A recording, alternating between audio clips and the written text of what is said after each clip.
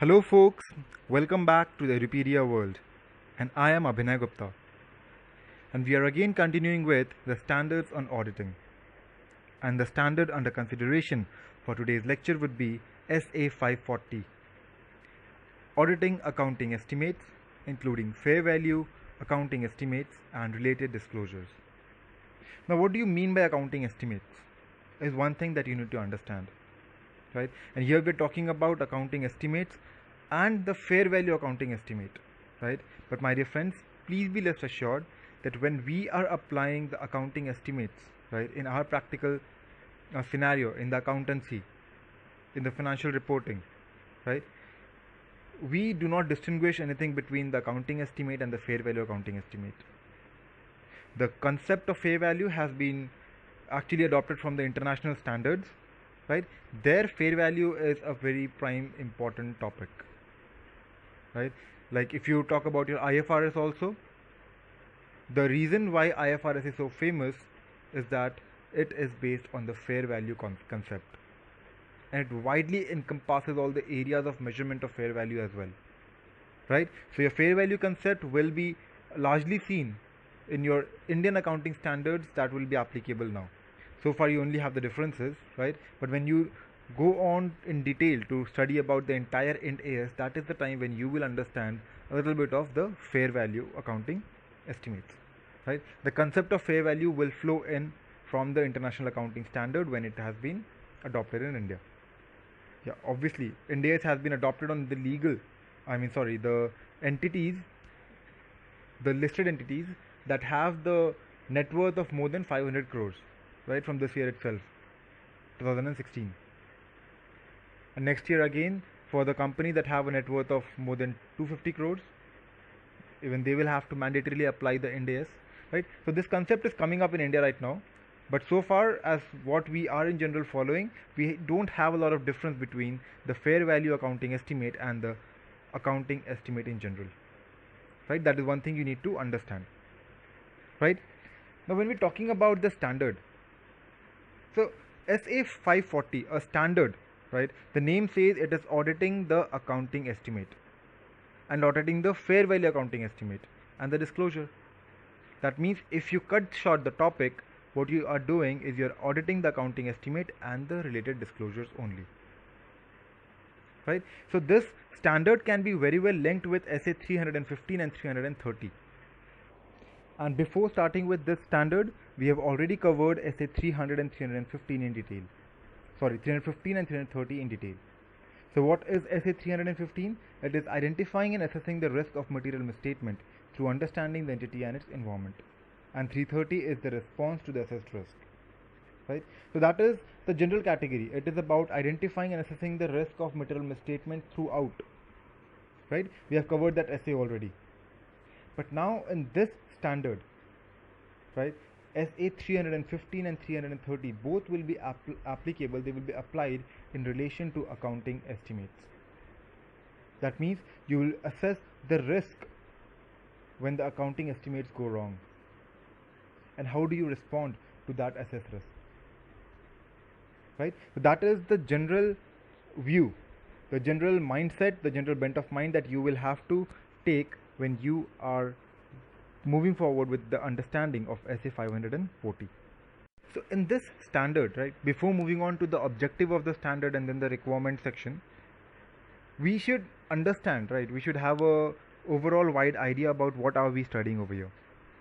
So basically this standard will give you the knowledge about the nature of the information and the reliability of information, right? And the information that we're talking about is the information relating to the accounting estimates, right? So you know that the nature of the information and the reliability of the information both may vary, right? And when they vary, they have an effect over the uncertainty. They affect the degree of uncertainty, right? Like if you do not rely upon an information to a great extent, like if you're not very sure about that information, then your degree of uncertainty will increase, right? And when your degree of uncertainty increases or decreases, that directly affects the risk of material misstatement in the accounting estimates. right? So you need to understand that, yeah, we will be checking the nature of the item, the nature of the information that we are seeking, the reliability of that information, and then that will have an effect primarily on the degree of uncertainty, and that degree of uncertainty will have an impact on the risk of material misstatement, right? Plus they will also have an impact over the degree of susceptibility to the unintentional or intentional management biasness, right? What is management biasness? That the management is not applying the prudence form. They are a little bit bent towards something or a little bit bent away from something, right? We'll get into detail of what management biasness is and stuff, because we have the definition on these topics. These terminologies, they require definition. So after the objectives, we'll be covering the definition. So over there, we'll discuss in detail about what management bias is, right? Then you need to understand that the measurement objective of any accounting estimate, right, the measurement of accounting estimate, the objective behind that, it depends on the financial reporting framework that we are following, and it also depends largely on the financial item that is being reported, for which we have to make that estimate, right? So the objective basically can be of two types. One is to forecast the outcome of any transaction, to forecast the outcome of any event, the outcome of any condition. So if there is any transaction that you are entering into, right, and you forecast, okay, if I enter into this transaction, what would be the outcome, what would be the end result, at the end of the year, what would be the effect, right? If there is certain event that has occurred, what impact will it have? Will it be favorable? Will it be unfavorable? Right? If it is hitting my financial statement to some assertion level, to what extent will it hit?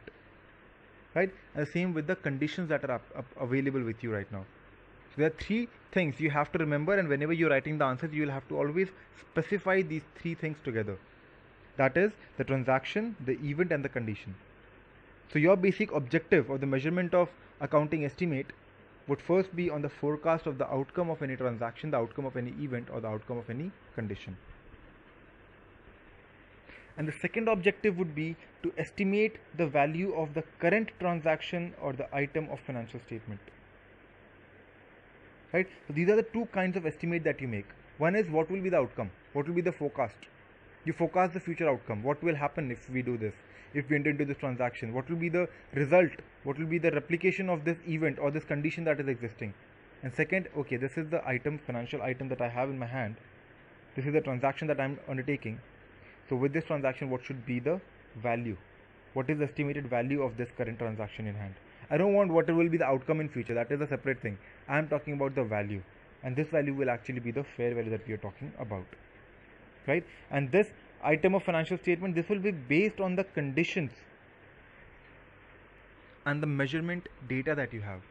If you're estimating the fair value, right, you will estimate it based on certain data, certain underlying data,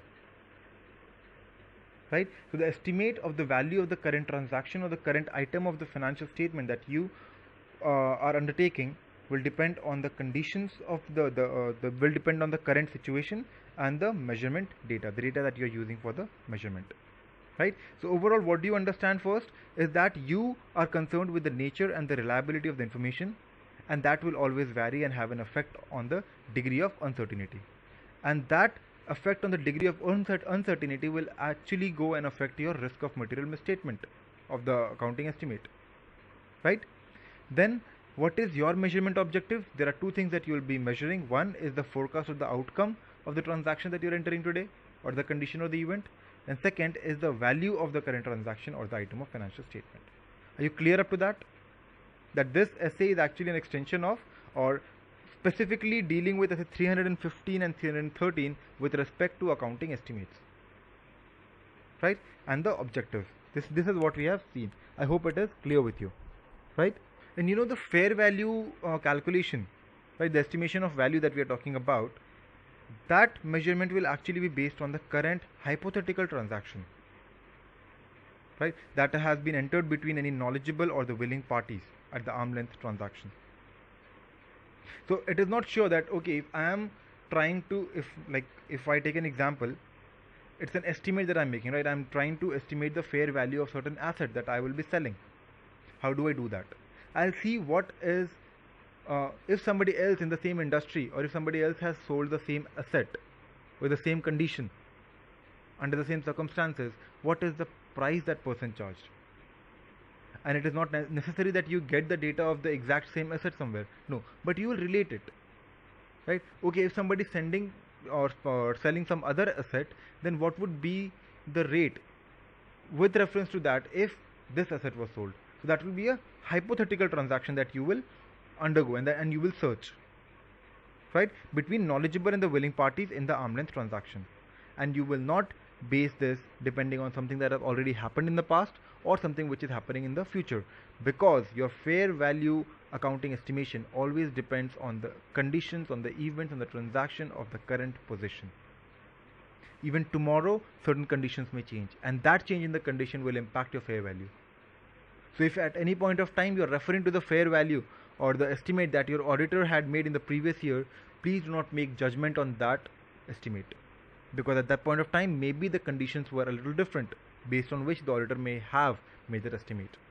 And today if you are trying to revise that estimate, you may get a different value. That is not a misstatement, right? Because at that financial statement date certain conditions existed that do not exist today, or there are some additional conditions that are existing today, based on which your value will differ, your value will change, right?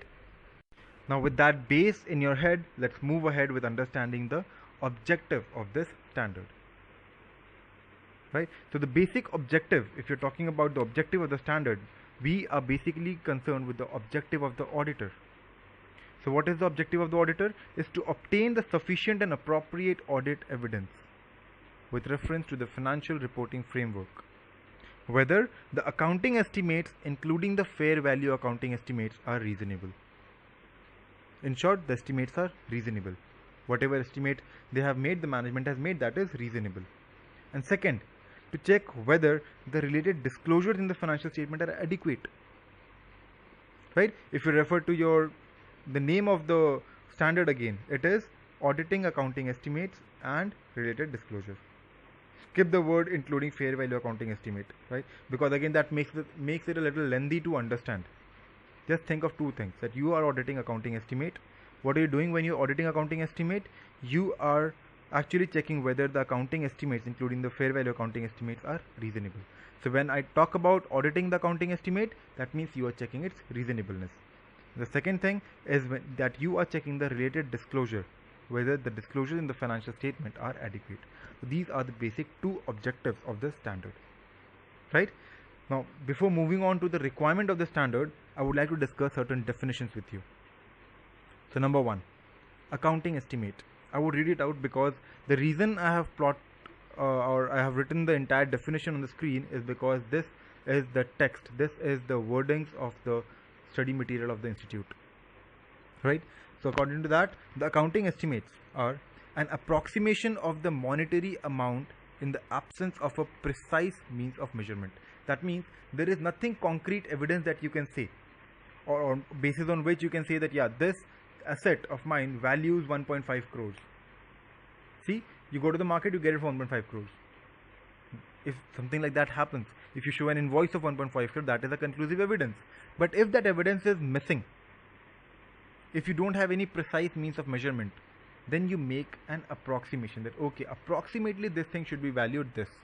So an approximation of a monetary amount in the absence of a precise means of measurement is accounting estimate, right? This term is used for an account measured at fair value, where there is estimation uncertainty, as well as for other amount that require estimation. Where this standard on auditing addresses only accounting estimates involving measurement at fair value, the term fair value accounting estimate is used. So let us skip the rest of the part. What you basically need to understand when we talk about the accounting estimate is that because you don't have a concrete evidence, because you don't have a precise means of measurement, you make an approximation, and that approximation is actually your estimate, right? In short, that is what you need to understand and remember. The entire paragraph has been given just for your reference, right?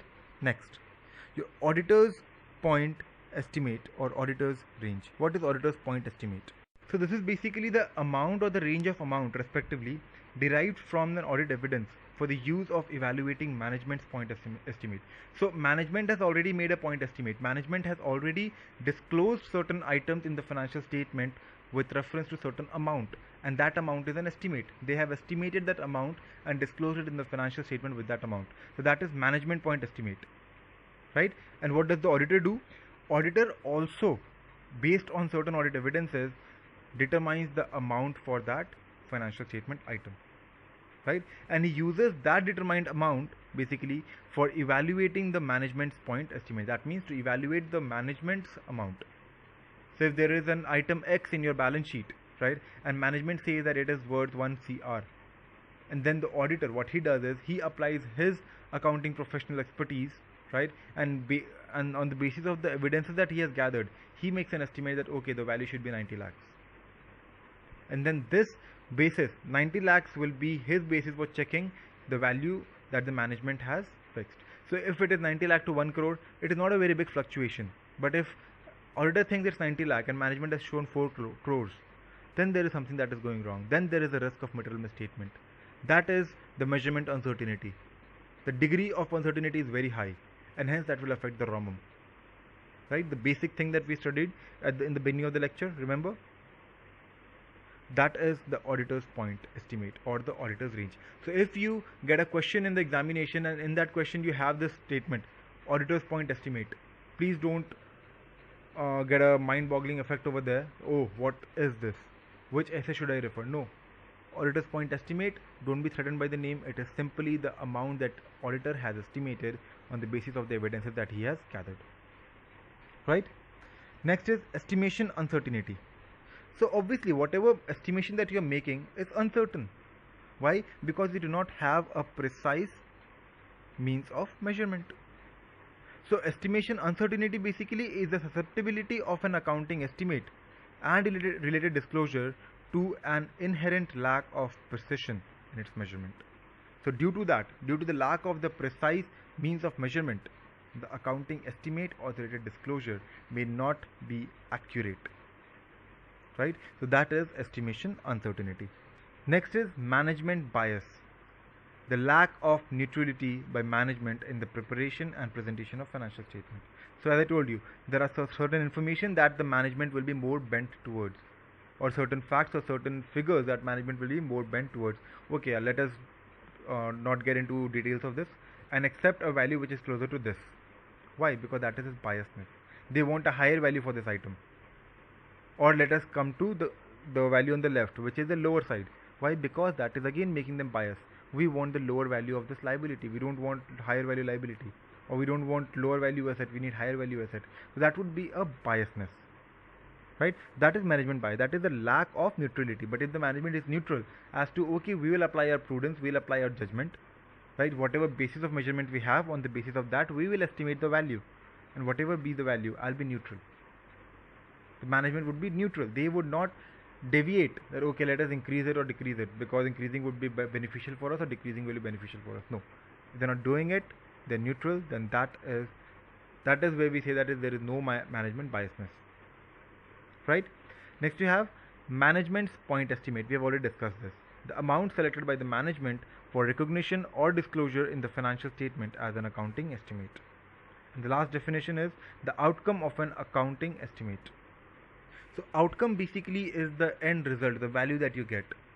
So the actual monetary amount which results from the resolution of the underlying transaction or event or condition addressed by the accounting estimate. So if you're making an accounting estimate based on certain transaction, right? You're making a transaction and you want to make an accounting estimate as to the value of the transaction, right? Or you will base it on the event that has occurred or the condition that existed, right? And so the monetary amount that you reach, the actual monetary amount which results from the resolution of the underlying items of these by the accounting estimate, addressed by the accounting estimate, right? That is the outcome of accounting estimate. So we are done with all the definition, we are done with the objective, and we are done with your introduction to this standard. Now you have a mind frame and you know based on what mind frame, with what what basis should we proceed ahead with the standard, right? So in the next lecture we'll pick up the requirement section and complete it, and then we'll come to the end of this lecture, this standard, right? So until next class, please stay tuned. This is Abhinay Gupta signing off. Thank you. Bye bye.